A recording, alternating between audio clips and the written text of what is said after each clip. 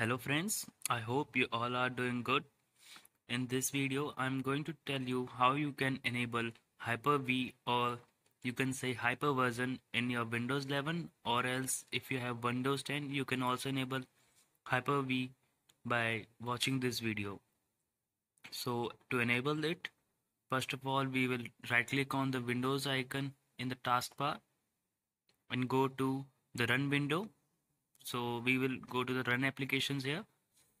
After opening this, we will type here appwiz.cpl. After you type appwiz.cpl, you have to click OK. After this window will appear to you, you have to go to the left side on the option Turn Windows Feature On or Off. After you click on this, here below you will find the Windows Hyperversion Platform option. I am not enabling it. This is below Virtual Machine Platform option. You have to tick mark the Windows Hypervisor platform, then click OK. If you don't found this particular option here, you have also another option by which you can enable this particular feature. You have to go to the CMD.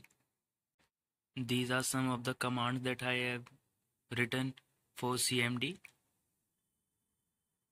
You have to open CMD and copy paste these settings to this CMD and press enter.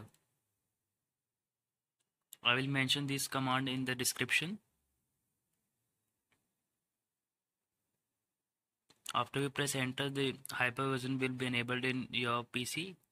We have also another option here that I have mentioned a command of PowerShell. You can also use this command in your PowerShell application to run hyperversion. I hope it worked for you.